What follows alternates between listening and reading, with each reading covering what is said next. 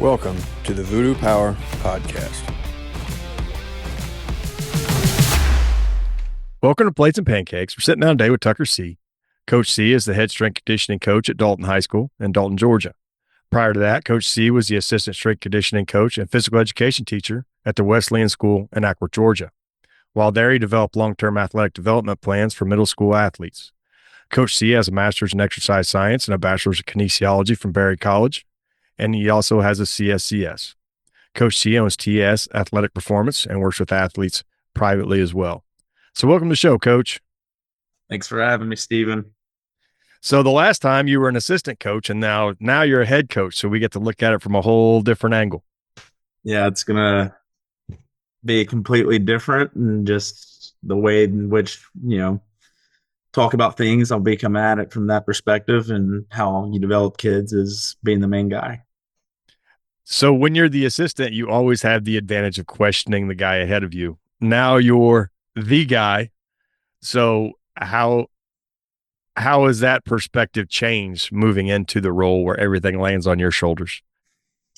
Well, I would say perspective really hasn't changed too much, because I feel like I'm always reaching out to people and asking the questions, but it's different when, you have more people to respond to, when people are actually coming to you for more of the questions that I'm used to, like sitting back and watching the guy handle. So perspective is a little similar, but a little different, just kind of, trying to get used to it being the main guy. Things that are different are, obviously I'm in charge of everything and how we perform, and trying to get us to meet the level that we need to be at for all sports, versus, me handling very few sports prior, and also just being the person that was helping the main guy, to now just being myself and having zero help. It's been a change. It's been a good change, but I'm excited to be where I'm at. But perspective is still similar, because I still try to reach out to as many people as possible. Now, this move got you a little closer to home, didn't it? Yeah, it did. So originally from outside of Knoxville, which but moving back up just a little bit north in North Georgia, getting outside of the metro of Atlanta, and getting to Dalton and being about 30 minutes from the Chattanooga border. I'm about 2 hours from home. Feels very similar to how I grew up around here. And, it's cool to be in a small town again. I've spent a little bit of time around Chattanooga. I know it's grown since I was there, but it would be a lot of fun to get back that direction. Yeah, it's definitely a growing place. It's it's a happening town. There's been an influx of people. One of those luckily coincidences is my brother-in-law, my wife's brother, lives there now. So we're able to go see some family. Just take about 35, 40 minutes to get up there in Chattanooga. And, it's just been a good change for the both of us. I'm sure it has. But in the middle of all this, you're leaving Acworth, you're going to Dalton, getting all your boxes packed. That the move is stressful enough. You decide to dig into DB Hammer, and then you go through this deep DB Hammer rabbit hole, and it culminated into a book. How has that went? It's went well. There's been some people that went in and got it that I was not expecting. Like DB Hammer? Oh, I wish. If I knew who he was, he can gladly come and roast the book, because I'm sure that I screwed a lot of things up. But oh well, I gave it my best crack at it. But no, went well. It was a good deep dive. Tried to make things as simple as possible. When I was in the midst of writing it, I don't know if I'm really satisfied fully with it. That doesn't mean that I'm going to write another one or completely redoing it. It's just, you keep reading things and you're like, man, there's a lot of overlap with like Louie Simmons. And then there's like all these different things. It's just from the first iteration of, his actual book, you kind of leave reading that first book and just being like, what is he talking about? And that's kind of why I wanted to do it. But then you kind of start to read other things. You're like, oh, this is starting to make sense now. Like right now I'm reading through the book of methods, and I'm like, I'm reading these little concepts, and I'm like, oh, what if I had read the book of methods before I even tried to start writing this? I was like, I might have been able to add more things and make it make more sense. But, I think it's went well. I haven't had anybody completely bastardize me or roast me. So I'm fine with it. It was hard. I don't think anybody has had confidence to try to write on it or try to make more sense of it. So, I gave it my best crack and I'm happy with it, but not fully satisfied. I would agree that if you have read the book of methods, DB Hammer makes a lot more sense. I think they're more aligned than probably anything I had ever read.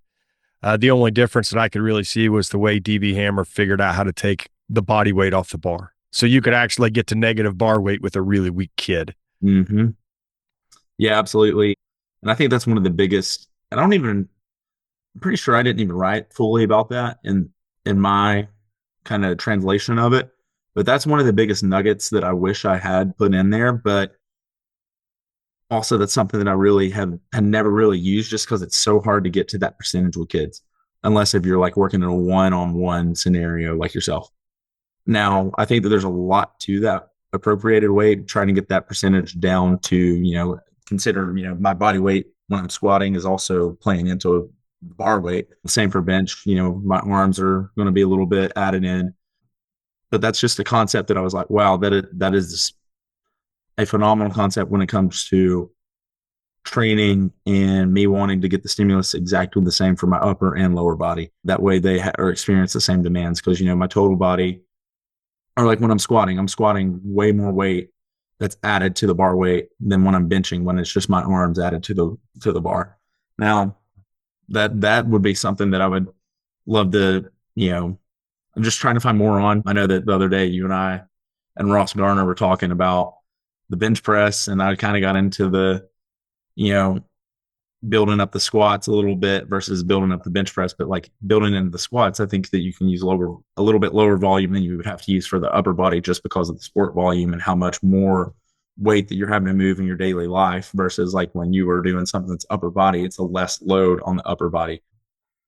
I think that that's a brilliance and a brilliant thing that DB kind of got into. And it's just one of those things that I always try to think of. And I just want to find a way to add into my program. It's just a hard thing to add in. I want to get further into the conversation that me, you, and Ross had all week because it was very unique. And then it'll tie into some people that I know that listen, and maybe they can give us some direction on some of the things we were discussing. But as far as DB goes, what I found was I could use, we talked about this earlier this week, the Lightened method. So if you've got some small kids and you're trying to teach this, you cannot get a light enough bar, but you can use the Lightened method, set it up, and then you can start implementing some of these things to hit the velocities you want to hit with an appropriate weight. And that's where, when I read DB, that's what dawned on me. When I started seeing kids come in here that couldn't move the weight like he was talking about, we had to figure out something. And that's what we kind of deduced it down to. And it seemed to have worked really well. I don't know if you talked about Lightened method. Have you decided to try it anywhere? So I started toying with it and just kind of more of the setup with the racks that I have at my school. And, I have the setup that I want to be able to add in the Lightened method for maybe a cycle. But right now, just one of those things that, equipment breaks down. So I'm working on just getting some more bands brought in.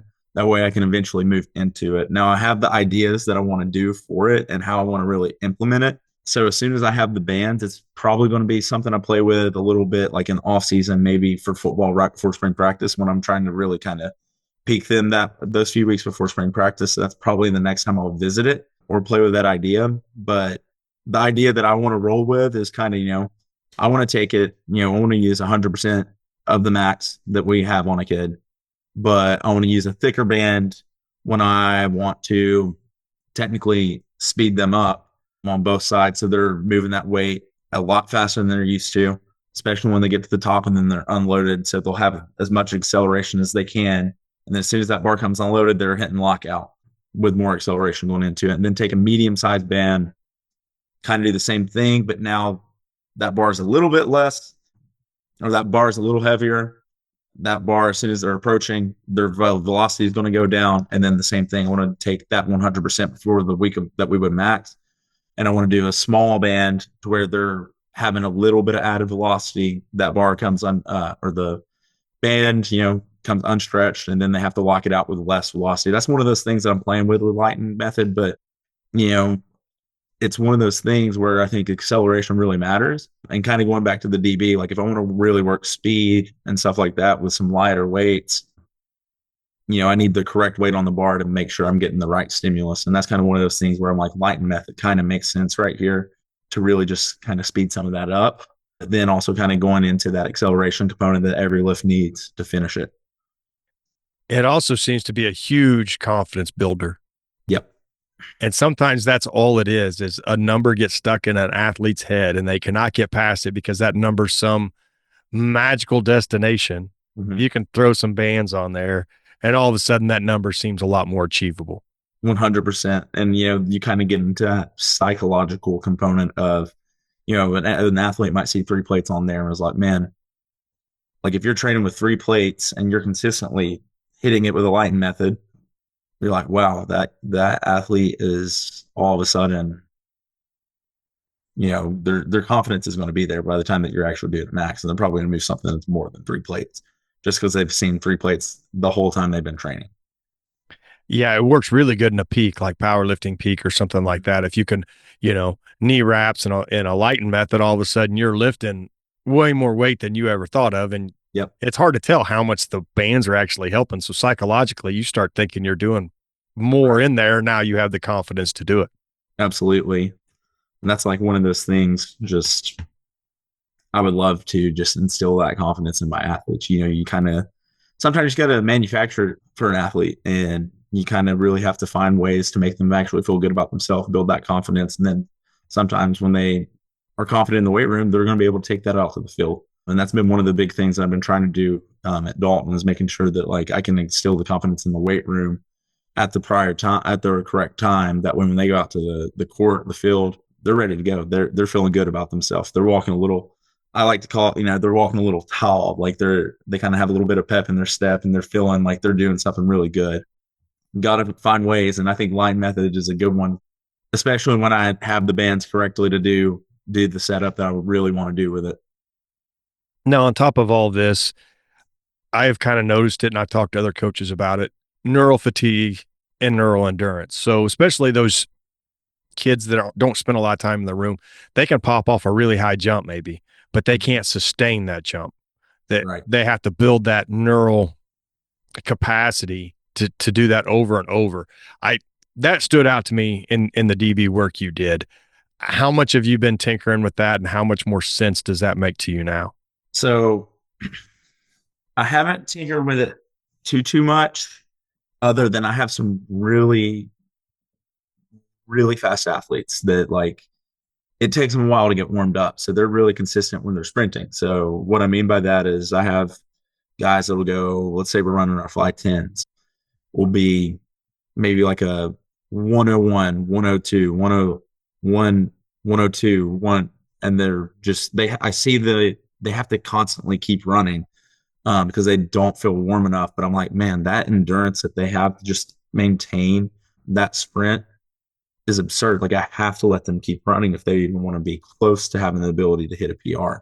Now, that being said, once they hit the PR for a day, they tank the next moment after that. So like, with DB, he would just keep track of how many they consistently ran and where that drop off happened. So I have kids, for example, I had a freshman the other day. He has been he's fast and technique wise, we've been working and I've been getting faster just because we've been fixing his technique. He started the summer and he was a 105. He went 105 a few weeks. I think he probably got a little beat and banged up and just wasn't telling me. And then he went up to 107, was getting a little slower. And then all of a sudden he popped off and he got a 103. And that was a new PR for him. That was about 3 weeks ago. He had a 102 the following week, and he's just been PRing ever since. And I know he is super gifted. And I'm like, in my mind, I was like, this kid is one of our faster kids. I know he is. He just doesn't know he has the ability to sprint like that yet. Well, other day when it comes to the neural fatigue stuff, he ran 3 sprints before he popped off and got a really good PR. He went 102 was his first one, so it was tying his PR. Then he went a 101, and then he popped off and he ran a 9.4. And I knew instantly, like I watched the sprint with my eyes, nothing wrong with the lasers. he just popped off, ran a 9.4. I knew as soon as he took off, I was like, that is under 1 second, and then it's by a landslide. When he hit that 9.4, though, I wanted him to go again just because I know these DB hammer concepts. I was like, I want to see how much he falls. And it was like how much he hits the tank. Well, he runs that sprint, that next one, and then it's all of a sudden back to a 1 second. But a 1 second would have been a PR had he not ran a 9.4. So there's where that fatigue kind of falls in. As soon as kids hit PRs, and we've talked about it with jumps, is like when you hit a PR, and especially if it's a big one, you typically are going to tank that next one. But when you tank that next one, it's depending on how much you break your PR, it's usually going to be above that PR that was prior set. I don't know if you've witnessed that. So meaning like, kid was a 102 before, then he hit the 9.4, but now all of a sudden he can maintain once. I don't know if you've ever seen anything like that, but that's kind of where that neural fatigue kind of comes in. I've been playing with that and just kind of keeping ideas of where that's at in my head because I want to kind of do something with that in the off season. But I've seen it more in the jumps than I have the sprinting. Mm-hmm. But what I was going to say in the sprinting, or the question I wanted to ask was, do you think arousal plays into that? Do you think it takes more kids sprinting to get knocked down to a relaxed state where they pop off that top one? Because, like I know kids really want to show out and they're going as hard as they can the first few sprints. Well, if they're not relaxed and they're not getting a good push and they're not feeling the sprint through, they're not going to run those fast times. You give them 3 or 4 to kind of knock that, kind of knock some of them nerves down. Then they find that relaxed state. And then now they start popping off some better times. Do you think that has anything to do with it? I think that it can a little bit. I think that the kids are running a little bit more of an excited state there too. One thing that I'm thinking just about like neural pathways and like you kind of want to get the pathways that you're using really like humming. Like you want to get those things amped up. And I just think that for a lot of kids, there's some kids that just need those sprints to really get their pathways really firing. And that's why when we warm up, I'm telling the kids is like, hey, if today's a really good go day, but we're limited on time, you're getting 2 sprints. Your warm up has to be with some intent. It's got to be violent. You got to get those pathways ready to roll. And when I have kids that warm up properly and they're doing that for me, they're usually popping off in those first 2 sprints their best time of the day. But my kids, like, they're just, they're doing some things that they know they really need to work on with some violent intent, but then the other things they kind of slack off on.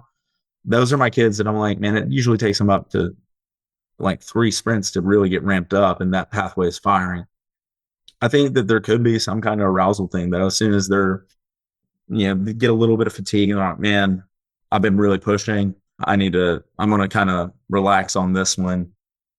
And then they pop off a good sprint. I think that could also play into it. I think that there's, as well as I do, there's so much multifaceted things in training, and we're never truly going to have an answer for one thing. We might be able to identify things for kids that really help a kid get better or a specific kid, but we're never going to have our training so dialed in that we're getting everybody completely better every single day. Yeah, and every time you think you figure something out, you're back to the drawing board, and you're in a group text with a bunch of coaches that you're trying to get answers from, like we've been this week. And saying all of that with the sprinting and the relaxed times and all of those things, Gates just come out with a podcast, and he's not done very many, to talk about some different things they do at XPE. And it was really fun to listen to him talk about it because it's something that I thought Louie Simmons would say, and I've always stuck to it, that the majority of your time spent at acceleration, lift heavy, accelerate, and you'll get fast 40 times. Yep. Talking to you've done a lot of heavy lifting. You've adjusted your program quite a bit to get that heavy lifting in and acceleration. How much have you seen times drop since you started implementing some of the deadlift variations and things like that you've been doing? So as soon as I got there, I knew one of the variations I would be using was sumo deadlift. And we started that immediately in the summer. So I really kind of count going back from the summer to where we're at now in times. When we started the summer, my very first day of running flies as the kids our average was a 1.21, and that's with a 20 build into a 10 fly. And our average the other day is now 116. And that's after really kind of adjusting things to make sure I'm lifting at the right percentages, that I'm also dialing up like explosive power properly, really trying to, use the ranges of like dumbbell jumps that, you've talked with me about, that, we've really kind of stolen from like Louie Simmons, stuff like that, from Bidney. I'm really trying to build it exactly where it needs to be. So one of the things that I've done is add those variations and really focus on the acceleration component of all of that. And I've seen just insane numbers drop that I'm like, you always think that I need to rather lift moderate weights fast and lift heavy, but really kind of one of the things that I've adjusted is making sure that I'm lifting heavy weights, and then I'm also lifting the light weights really fast. And that's really kind of the biggest change in my program, is making sure that I'm moving our explosive power weights, which is really anything where I'd use 30% or less, and get those corrected versus, really trying to hit that like, 60 to 70% range really hard. Now, before you had OVR or a VBT system there, you was running some time sets. And me and you had talked about this quite a bit. I work with a few kids remote, and they don't have velocity trackers. So it was great that me and you could kind of talk some of these ideas through. How did you like the time sets, and what were you trying to hit? So I really enjoyed them. They did a really good job for kind of what I was trying to get accomplished when it came to like developing power. The only thing with the time sets that I didn't enjoy is like, I don't think that we were able to get heavy enough. And that kind of pushed us between, again, that 70-80% range with our weights. And in hindsight, I'm really think that like 30% or less is the best weights for those time sets. But what I was really trying to accomplish was, I was giving every lift 7 seconds, and essentially it was 70% one week, 75% one week, and then 80%, depending on if they got more than, I always had for the percent, I think for 70%, it was trying to get 6 reps in less than 7 seconds. So if they got the 6 reps, or they got above the 6 reps, say if they got 7, I'll let them add 5 pounds. And then I would do the same thing the next week, except it would be, the goal was 6, the goal then became 5 with 75% in 7 seconds. Same kind of thing. You get more reps, you go up, you get less reps, you go down. And then with that 80%, it was the same thing, but then the goal was all of a sudden 4. And one of the things that I noticed is every time the athletes would get above the percentages that they were supposed to be at, which really took me on that route of, hey, things need to be heavier when we're lifting, even with these weights, and I want you to move really explosive, even though that we can approach some heavies. So really, if I had to go back, I would probably go, I don't think that I should start at 70%. I really think it would be more or less like 77.5%, so 78%, then go to like a 83%, and then like a 86%, maybe up like that, and for everything that we were doing and everything we're trying to go. But I enjoyed them.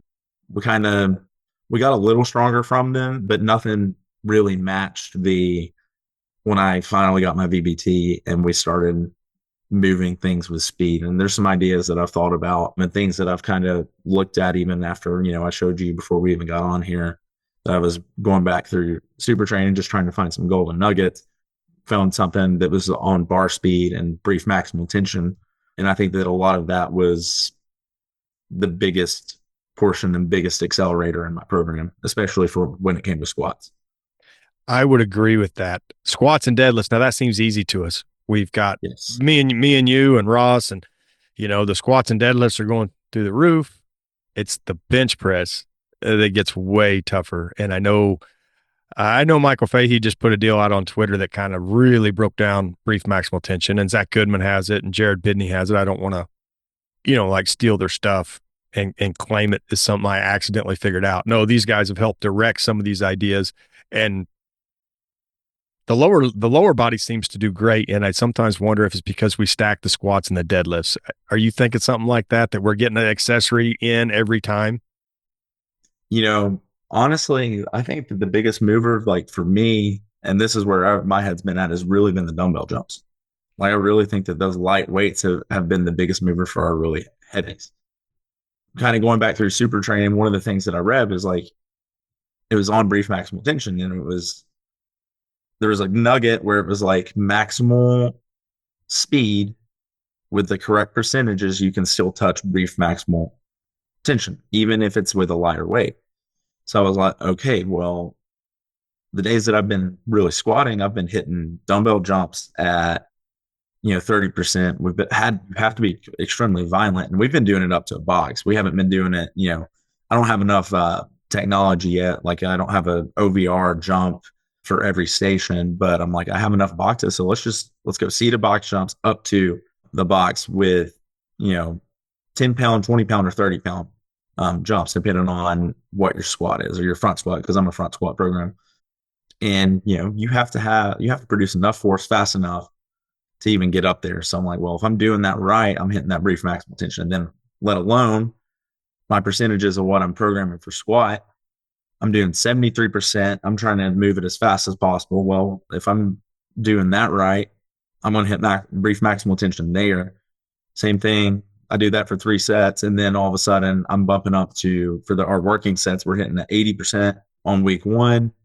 And then you're adjusting that next percent based off of whatever speed you hit that 80% off of. So I give them a target. So when I hit 80%, it's always going to be a 0.5. So I'm trying to, your 80%, if you're moving above 0.5, I really need you to make sure you go up in weight. But the thing that tells me is like, if you're moving the 80% as fast as you can, and it's above 0.5, well, you're still hitting brief maximal tension as long as that speed was as fast as you possibly could give me. I'm not really, sounds silly, but I really have kind of, it's the VBT's purposes. You get away from the percentages and you get up to what you actually need. And if you get up to what you actually need, you're always at brief maximal tension, in my opinion. So that's kind of the biggest change. And, I think that if I did my deadlifts, though, added those in on top of what I'm already doing, and that's what I'm doing next cycle. Deadlifts are coming back in, kind of more of a peaking phase, kind of coming up, since we're kind of in October, going to try to peak you a little bit different. And then I would at the end of the season, but trying to really bump up our strength as possible, or as much as we can, before we really hammer home on power. But I think that the dumbbell jumps have been my biggest mover, and same for how I'm hitting squats. Just really trying to hit brief maximal tension. When I listen to those guys talk about brief maximal tension, and we don't quite do it how they do, but I'm going to have to look into it a little harder. To me, it's a 1x20 concentrate. Mm-hmm. 1x20 is kind of doing the same thing. You're working through the whole strength curve till you get to the upper end.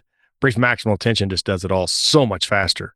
So if you build your base with 1x20, moving into a brief maximal tension, you got kids just exploding through their lifts, in my opinion. Now, those guys may be listening to this and be like, no, that's not right at all. I don't know. It's just something I thought I've kind of deduced.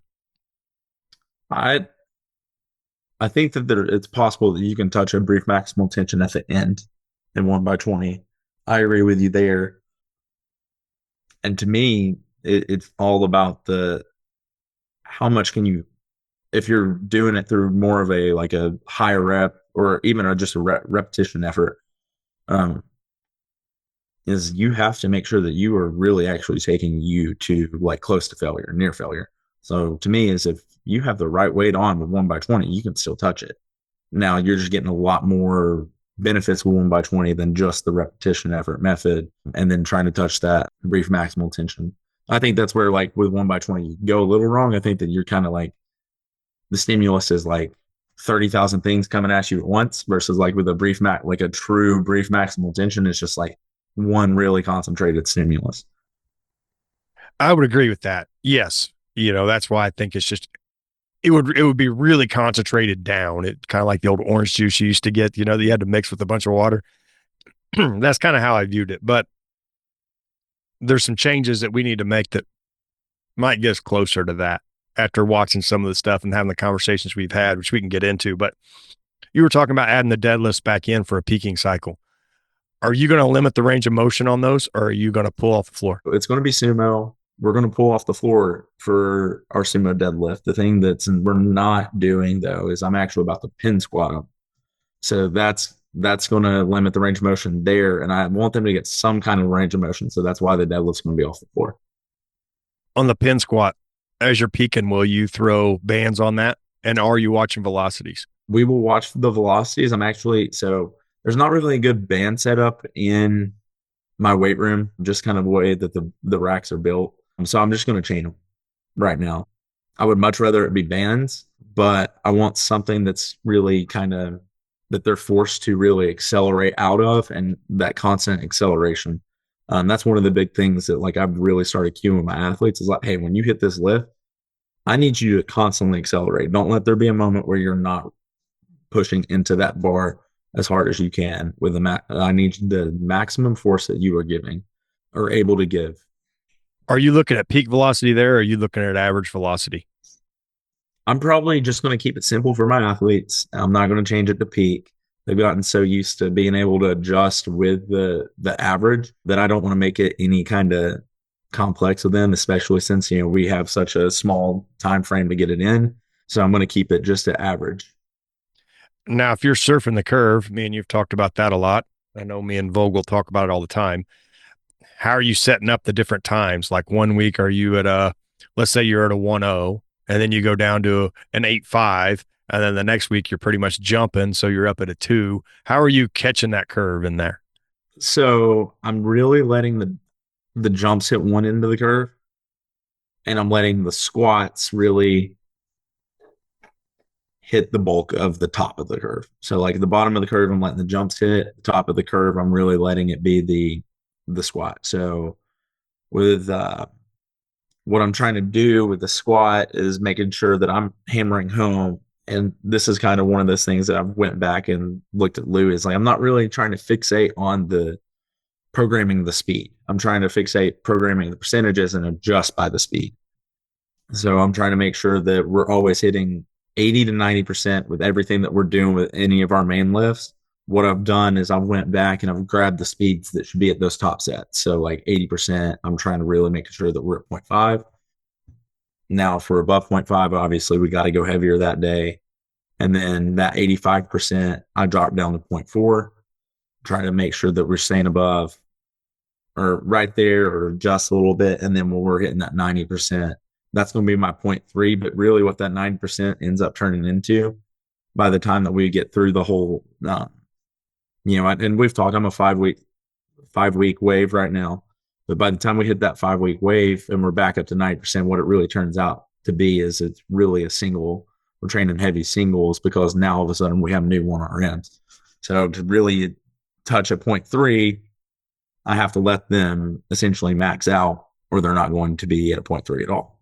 And then the dumbbell jumps is if I'm at 80% for a day, I'm starting at like 10% of your max squat with in each hand though for my dumbbells, and then 20% both hands, and then 30%. I've played around with myself trying to measure the speed at which I'm jumping with, but that's got to be peak. And that's one of those things that I've learned from Ross's podcast with Bird is like I need to make sure that if I'm really trying to hit what I'm trying to say that I'm hitting, I need to make sure I'm measuring my jump speed with peak velocity versus average. But that's one of those things I can't do with the kids. It's going to take too much time.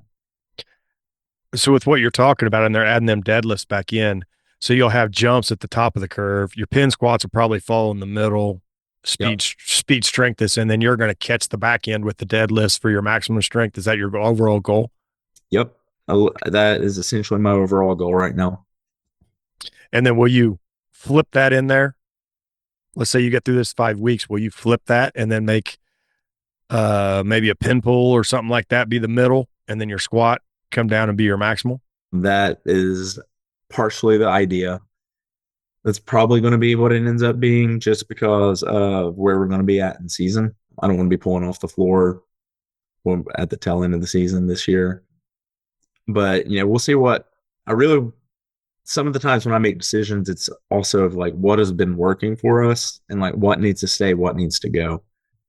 So if we get to, done with this cycle or towards the end, and I'm like, okay, this has really been helping, like our speeds are still dropping. Like I'm going to keep it the same a little bit, or we might ride this cycle all the way out for the rest of the season.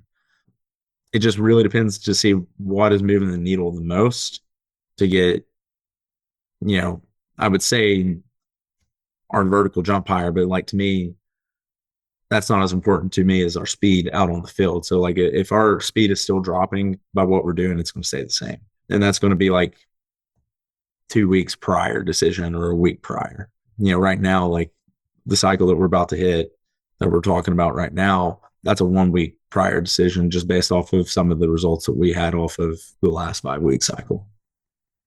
Now, with what you have set up right here, just looking at it, the first thing that would jump into my mind is, what are you doing to catch the eccentric side now? Because if you're doing seated box jumps and you're doing pin squats and you're doing sumo pulls for maximum strength, you're not touching that eccentric speed in there very often. So right now, I'm going to be adding in some just like altitude drop stuff like that. I always try to make sure altitude drops are always in my program. And then it'll really come down to just the accessories that I have in. So like one of the things that I need to do a little bit better is making sure that I'm hitting hamstrings. So we'll throw some Nordic leans and stuff back in there. But also our game day lift is pretty good about having some kind of fast eccentric, not slow eccentric. I've kind of slowly become less of a fan of slow eccentrics, and I've become more of a fan of fast eccentrics. So we're doing a little bit more ballistic stuff on our game day, but it's still hitting some fast eccentric components of a lift that we might need. It really kind of looks like, what Cal Dietz's new triphasic stuff looks like, and being really fast, really ballistic, and moving in that. So that's kind of a little bit of how I hit it, but also at the same time, I'm like, you know what, like most of our sports like are going to hit the eccentric component, and I'm not super worried about it right now. And I get that for sure. You've got a sport that they're spending 2 hours a day doing, instead of just consistently overflowing that bucket, you can build up the opposite side. So listening to you talk, how you're surfing the curve, how you're looking at it, how are you bridging the gap between your max lifts and your plyometric lifts? Are you always throwing a middle lift in there? Like, let's say you're going to do vertical jumps, and let's say you do a box squat, pair that with a high pull, and then go into a vertical jump. How are you doing that? My bridge typically will be, right now might be some kind of Olympic lift to get down to that lower end. So like I'll start with that heavy squat, and then this last cycle it's been heavy squat. We've had hang clean. That was kind of what I used as the bridge. You hear Louie talk about it all the time, that like the cleans or the hang high pulls, they were always too heavy. Well, I've kept them at that too heavy point to where it's like not really max strength, where it's not really explosive power. And to me, that's how you keep it as the bridge. And then I bridged it by going down to that explosive power. So then I'm hitting all three. So that last cycle that I hit was, it'd be a front squat and then hang clean and then the explosive or the dumbbell jumps. This next cycle, I'm going to have no bridge. Well, I am going to have a bridge, but it's not going to happen on the same day. So it'll be front squat is going to be paired with the dumbbell jumps. So I'm hitting the top end, I'm hitting that middle end. Then a few days later, I'm going to have hang high pull, because we're going to stop actually cleaning now since we're towards the tail end of the season. I don't want anybody to get hurt just from the clean. Don't want that to happen under my watch, especially in season. So it's going to be hang high pull, trying to really bridge those three together in the curve. And I'm going to see how that happens. And again, it might work, it might not, but I'm always going to adjust off of what I'm seeing. What kind of velocity are you looking on your cleans and your high pulls? And does that change throughout the season? I did not worry about the velocities at all up to this point. Now, one thing this is me doing more studying. I've looked at Travis Mash's stuff, and I had a little classroom experiment with two of my female athletes the other day that are in season. But I was looking at the high pull and some of the derivatives. And one of the things Travis Mash said was use 50% to 100% of your body weight to hit peak power. So I had them experiment. I just told them, was like, hey, I don't need to know your body weight. Just put half of it on the bar. Well, they were being silly. They thought I meant each side. So then they ended up having 100% of their body weight on the bar. And then I was like, Okay, let's see what the peak power is. And then they're like, oh, I put too much weight on the bar. So then then I just had them drop to 75% and then 50%. And I just wanted to see where the peak power happened out of those. And that was kind of a little bit more of the like thinking about DB Hammer and the aspect. I was like, well, I wonder what happens like if I actually just think about like our true body weight and moving our body weight or double our body weight. So I was like, let's just see what happens. And found that peak power happened at 50% of their body weight. Now, the one thing I haven't done is went back and looked to see if that hits more of like an explosive range, but I'm going to try that 50% of body weight for peak power and see what happens just to try and hit the middle of that curve versus that bottom of the curve. That's pretty interesting there because essentially, in what you're saying, don't even really need it if you're dumbbell jumping. Right. And you need 50% of their body weight. What do you weigh? He's got a small kid. I weigh 100 pounds. Okay. Well, you need 25s. And then we're just going to jump. And that's exactly how I felt about it. Is like, if it really, like, I think that there is a lot of, going into this year, I was like, I don't really know if dumbbell jumps are like what they're made out to be. And then here I am going back to my roots of like reading Louie again. And that's kind of like the first book I ever picked up was Book of Methods. So before I ever knew I wanted to be a strength coach, it was just me wanting to have knowledge about strength training. And here I am again. I'm like, well, guess I'm going back to it. I hit the dumbbell jumps and all of a sudden I'm like, crap, like everything's exploding. It's like, of course I'm going to dumbbell jump when everything's exploding. I have to keep that in my program. It's like literally our squats, like last cycle, like our squats went up 70 pounds just in a 5-week cycle. I'm like, that doesn't happen. There's something to this. Yes, I agree with that. And going back to what you said about MASH, if you're looking to create peak power, he said the easiest way to create peak power was a banded sumo deadlift. Yep. That created more watts than anything. So, we spent a lot of time teaching a clean, which I get. People love them. But there's other ways you can attack that stimulus at the same time that you're building the clean. And then at the end, hopefully in your long-term athletic development, both of them are meeting and you've got cleans that are doing what you want to do. And you got banded sumo pulls that are doing what you want to do. And you've got dumbbell jumps. Your arsenal is so huge that if you're not creating athletes, it's almost on purpose. Right. And that's kind of like the thing. It's like, I'm really enjoying, like, I love doing the clean right now, especially love doing the hang clean. I love what it does eccentrically. Going back to that eccentric conversation we just had, that was one of the things that I had was just the really quick stretch shortening cycle that you get in the hamstrings from the hang clean. Like, I really love what was happening from our cleans. But like at the same time, I'm like, I don't really need them right now. Like we're in season. I don't have to. My arsenal's so big that if this is getting us results and it's not because of the clean, like especially for football, like at the end of the season, like I'm going to take them out. That way our kids aren't hurting themselves, like trying to catch a weight that they shouldn't be trying to catch right now on the bottom of the squat or everything. I don't want their wrists to be beaten banged. I don't want to add that extra mileage onto their shoulders and to their wrists when they're in one of the most violent sports that you can play. So I'm just kind of at a point where I'm like, let's use all the other tools, and then when we get back to off season, we'll build everything up, and including the clean. So now moving from that, our programs are so similar that it makes this conversation pretty easy because I can just throw questions at you that I kind of have an idea of what I would do and then see how you would handle it. So I know you do an adapted winning warm up. We do as well. What have you seen when you added all that repetition in on your athletes? I think that it's been more or less just trying to keep them healthy. And I think that's been more of the added benefit, trying to just pump them up full of blood, really heal up their tendons and stuff like that. But also their work capacity has gone up just because of that.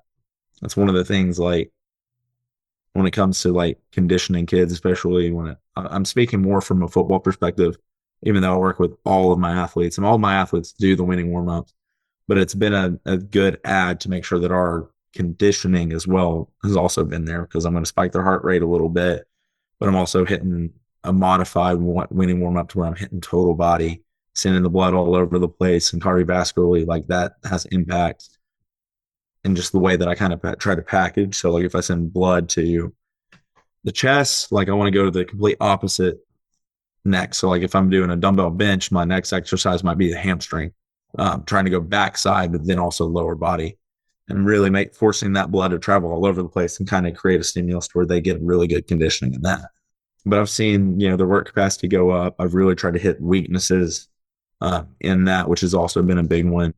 One of the things I'm about to do is I'm actually going to go the modified winning warm up, but then I'm also programming in one set of a max with say whatever that press was for tricep, and I want them to hit that for a max set with whatever weight or a time set, just really trying to emphasize that weakness. So those are kind of the ways that I've used it and kind of seen results of just really hammering weaknesses and conditioning.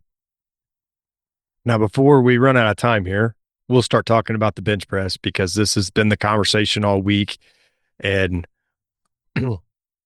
me, you, Ross, I think Ross is doing really well, but me and you have struggled. Our squats and our deadlifts are through the roof. The trade-off has been our benches have stalled or not climbed to where we want to get them.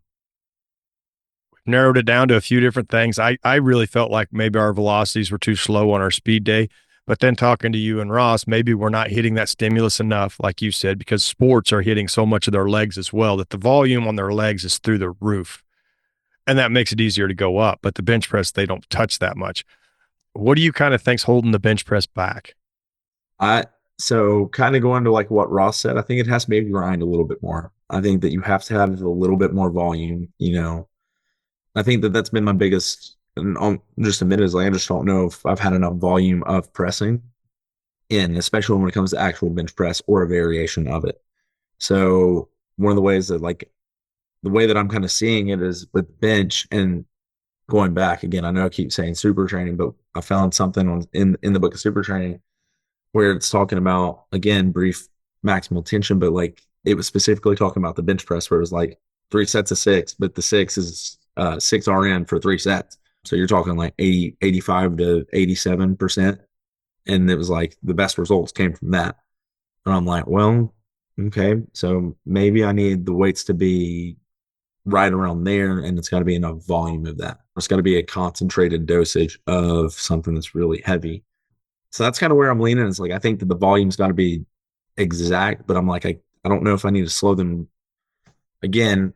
And I'm all over the place with it, but it's like I don't know if I need to speed them up in the bench press and really try to tackle it the same way that I do squat, which is where I really surf the curve. I think the bench really needs to be more of that top end. And then every now and then I'm touching, maybe I'm doing some kind of med ball throws or I'm doing some kind of movement that really hits that dynamic. But I really think that it needs more volume in that heavier range or hitting more repetition and trying to really touch a brief maximal potential a lot more with bench.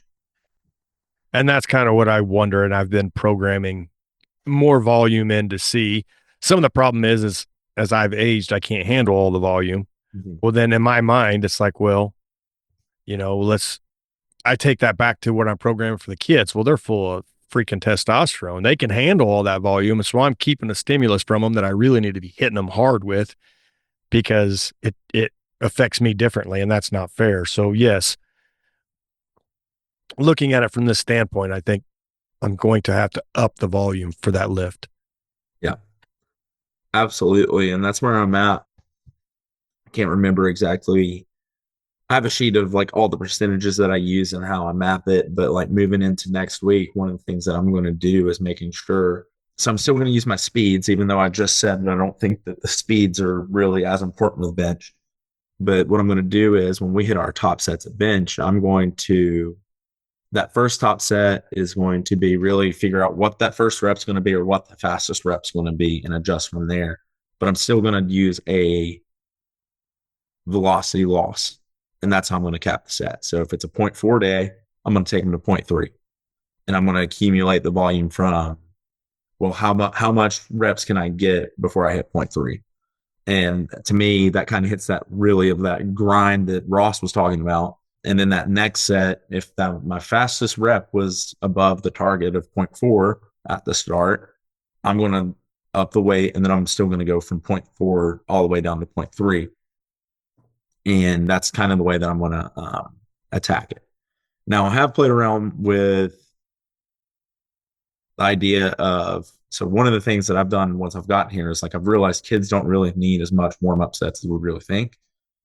So I really start at 73%. That's like our first warm-up set, but it's also kind of still a working set because I'm trying to hit some really fast speeds with that 73%.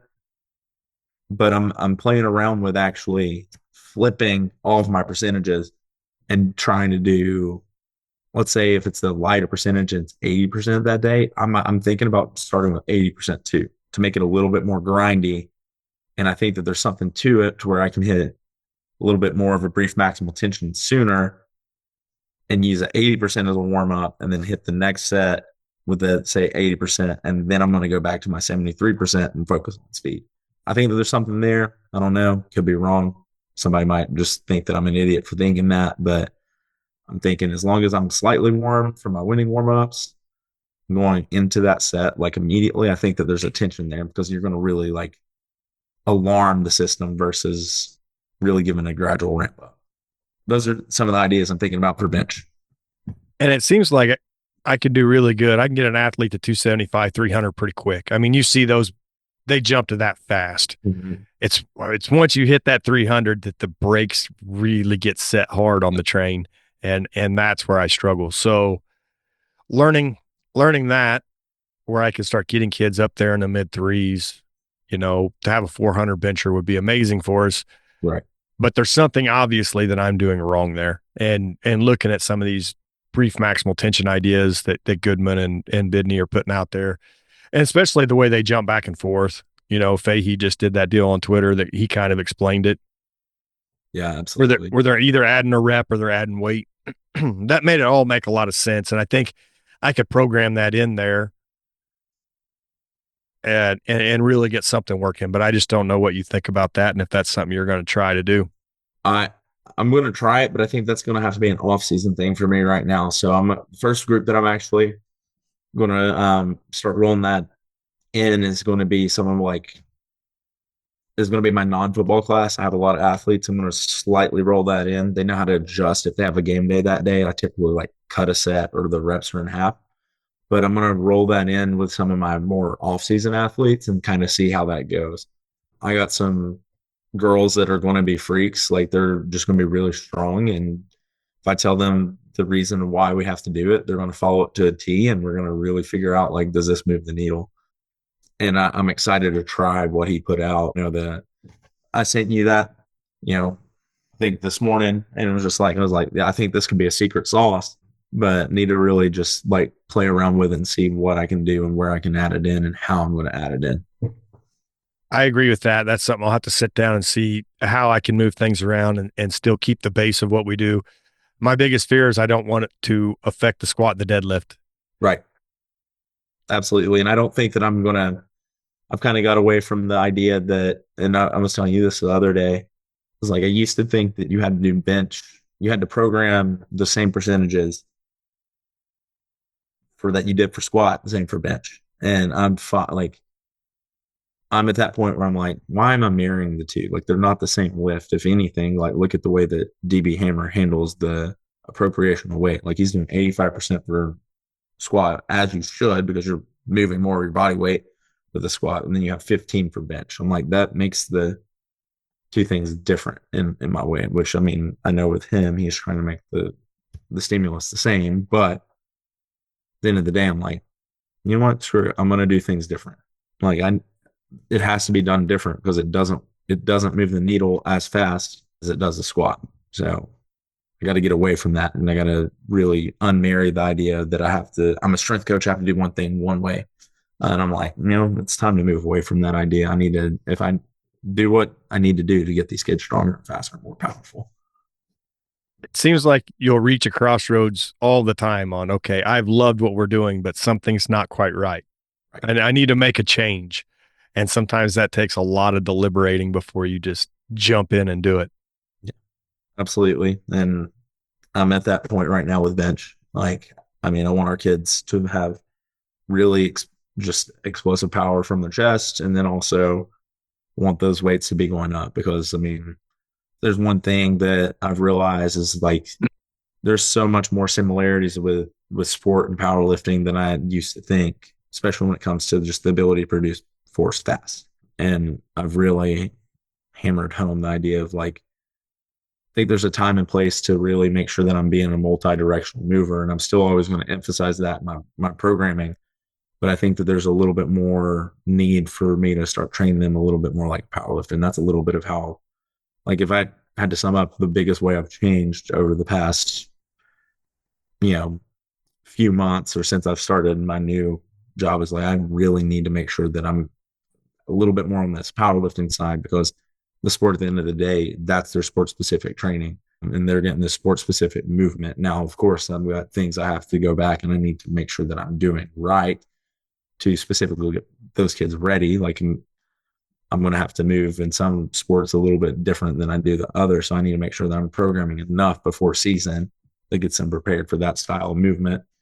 But like now that we're in season with most of my sports that are in the fall, I'm like, okay, we're just going to hit the weakness and be more like this West Side conjugate style, really operate in that land. And it's done dividends.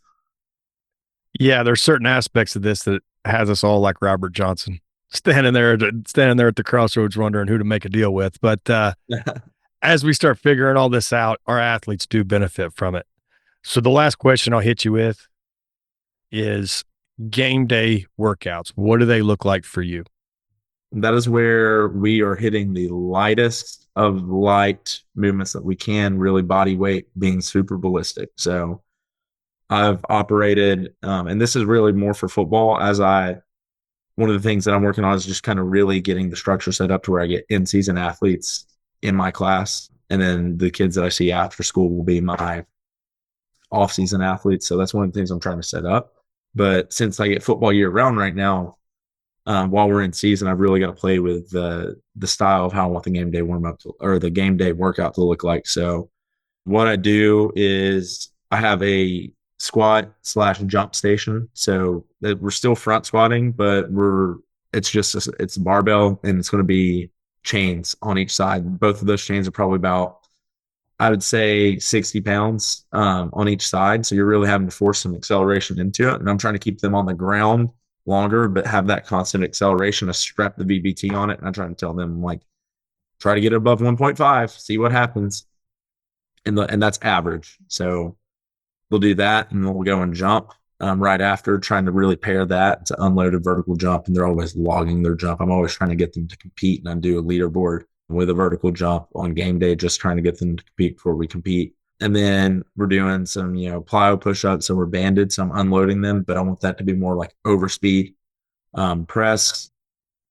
And then I'm doing some med ball throws. And then on the other side of my room, so I have pretty much 3 stations. We're doing hamstring tantrums, and then we're turning around, we're standing up doing quad tantrums. So we're trying to do really, really fast movements with our lower body. So the one thing with the quad tantrum that I really like is like you have to push against that band, and then it pushes your shin right back where it came from. So you're really having to hit that eccentric side and break instantly. So that's been a really, really good add. But the way that I look at it is like this is another training day. This is me hitting like the piece of the curve that I don't get to hit the most, which is like, I'm sure you've seen that eccentric side of the force velocity curve. That's my way of trying to find a way inside of our weight room to hit a little bit of it, even though it's not going to be like the most exact, but I'm trying to hit some really, really like high velocities with like minimal load, really just body weight, and really become a master of moving our own body weight. And that's kind of how I tackle the game day warm up. And I think that it's a big piece for just filling that little bucket that I don't get when it comes to moving our body weight. Does it seem to be showing up well on game day? I mean, as a strength coach, you're always going to see what you think are deficiencies and what you think are highlights. When you're watching the game, do you see that? So like one of the things, like, I don't know how much it really plays into the game. The kids are always telling me like, I feel really good from it. But I really think that I see it more so like throughout the whole week and how it helps, because again, I'm trying to use that day as a training day to get the little buckets that I need, while also trying to get their nervous system primed for a game. I think that it's a big portion of like, again, why my jumps and my squats have been so successful, but also really for our sprints. Like I think that it's been a big portion of why our sprints have been able to go up, and just moving our body weight and have that, like, you really have to relax really fast in everything that I'm asking you to do. Contract, relax as fast as possible, and I think that's really been a big help for our sprints.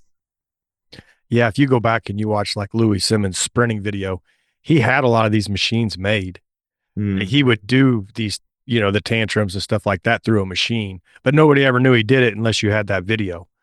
And so, yeah, when I started watching Cal Dietz's new triphasic, I was like, wait a second, that looks a lot like West Side ideas that got thrown into, mainstream all of a sudden. Right. And that's the thing, is like the more and more I go back to Louis, I'm like, that's why, like, I think people just need to revisit him a little bit more and pay closer attention, because I think he understood better than anybody how to build athletes, or at least the physical capacities. Like, I mean, when I say how to build athletes, I'm thinking like the skills and stuff like that. I'm like, I know for a fact Louis can probably teach them how to skip and move multi-directionally as good as anybody. He couldn't do it like a Tony Villani, but like this dude knew how to build the underlying factors of how to generate the force possible. And I think that's one of the reasons, like he said, like getting kids fast was easy, because I mean, you look at sport, you don't really need the technical how to run. You need the force capabilities of producing it. But modern day strength coach, you have to be able to get kids fast, get them strong, and you have to actually be able to teach them the speed and agility side of it, and the technical side as well. But I think that's one of the biggest things, though, is like I think that he's just overlooked just because he was guy that country Ohio accent, and you know really good at what he did with powerlifters. And I think that was one of the scarier things, is just it's so closed off and felt a little bit more black sheep than anything. And I think that people just need to revisit his stuff. Yes, there's so much information that he put out there and actually the people that were away from Westside doing his methods almost got better results because they were way closer to the methods he was describing. Mm-hmm. I've heard other guys say that. I stole that from them, so I don't know that for sure. But from people that were near the system, they said a lot of those guys that weren't at Westside but used all the methods actually got stronger than a lot of the Westside guys. Insane. I mean, I just think about in preparation of this podcast and just some of the things, I went back and listened to your one from like 2021, Matt Winning, stuff like that. It's like one of those dudes I was like, the dude understands the concept so well. He's one of those, like, I know he was at Westside, but man, he was the dude that I think pushed the needle a little bit more forward with Westside too, because he understood a lot of those concepts really well too. Yeah, and he was around a lot of really good people at Ball State and some of those places. Yep. I had a great time talking to him. I didn't know what to expect, but he was forthcoming with all the information, and he sat there and talked for quite a while. So I really enjoyed that podcast. It's a good one. It's a good one to revisit. Just was like, that's one of the things I was listening to, and was like, wonder if there's any nuggets back here. I was like, oh no, I like Matt Winning. I like Steven. I'm going to go listen to it. So, well, thanks for the plug on that one. Maybe people will go back and revisit that one, but yeah, they should. Man, I appreciate you dealing with me being sick. If you're listening and I didn't get all the coughs edited out, I'm sorry. It's been a horrible week, but for you to sit down on a Sunday afternoon when you could be doing anything else and talk strength and conditioning, I really appreciate it, Tucker. Had to, you're my guy. We've got too many similarities to just not sit down and talk about it. Well, man, I think Dalton's really lucky to have you. I'm glad you were able to move into your own role and kind of try out your own ideas. So we'll keep in touch and we'll see how things are going down there. Yeah, absolutely. Appreciate it. All right, man. Have a great afternoon. You too.